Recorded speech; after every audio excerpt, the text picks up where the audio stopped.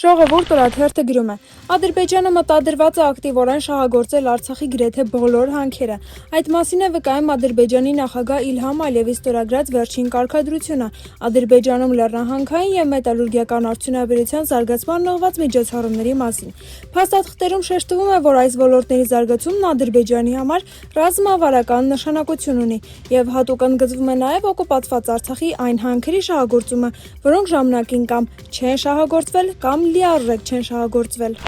Ժողովուրդ օրաթերթը գրում է. Ժողովուրդ օրաթերթը շարունակում է ուսումնասիրել Հայաստանում առողջության համապարփակ ապահովագրության ներդրման գործընթացը եւ դրա համար ներգրաված ֆինանսական ռեսուրսների նպատակային օգտագործումը։ Խոսքը համընդհանուր առողջապահական ծածկույթի ծրագրի իրականացում արդյունքային վարկային համաձայնագրի մասին է, որով պաշտոնական պատասխանի համաձայն Հայաստանին տրամադրվում է 102 միլիոն եվրո արժողությամբ վարկ։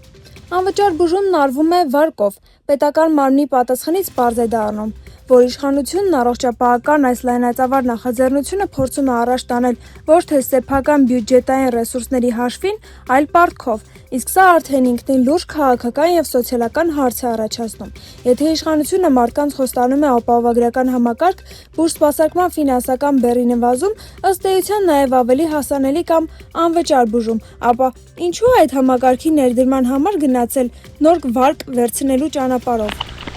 Հրապարակ օրաթերթը գրում է. Մինչև 2026 թվականը կառուցել, հիմնանորոգել եւ վերանորոգել առնվազն 300 հանրակրթական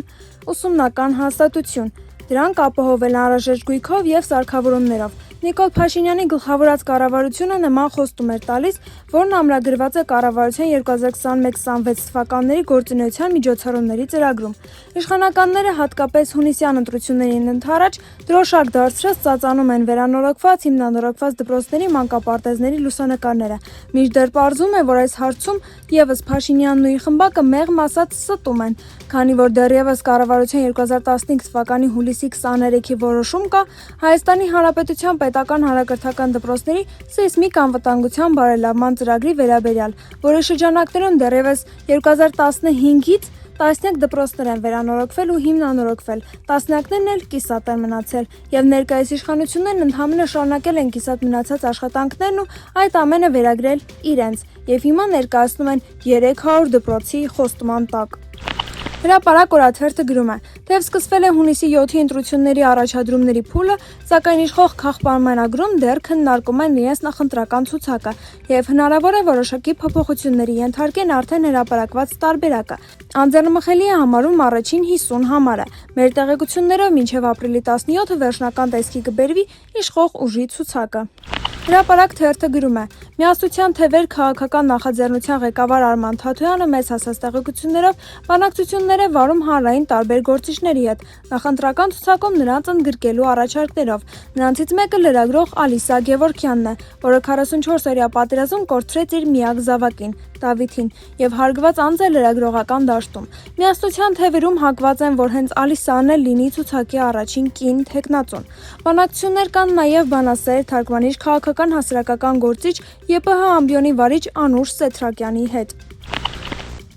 Իրավունք թերթը գրում է. Արցախի թեմի առաջնորդ Վրթանես Սրբազանը ճանտրակուլի վիճակում է հայտնվել։ Նրան մոտ կանգնած աղբյուրները փաստում են, որ նա այս օրերին վեհափար Հայրապետի մոտ իր համար բարեխոսող Սրբազան է փնտրում, սակայն նրան ոչ միայն մերժում են, այլ հիշեցնում, որ ամիսներ առաջ, երբ նույն Սրբազաններն էին զանգում իրեն ուշքի գալու համար, նա հեռախոսն անջատում էր իրենց վրա։ Իրավունք թերթը գրում է. ԿՊԱ-ական աղբյուրների փոխանցմամբ Նիկոլ Փաշինյանը հրահանգել է մարզպետներին ընկնել տնետուն, գտնել ամենադժգոհ քաղաքացիներին ու ամեն ինչ անել, որ նրանք հեղափոխվեն։ Պիտի նենց անեք, որ մեզ ընդդիմադիր քաղաքացիները լավնի մեր կողմն անցնեն, ասել է վերջինս։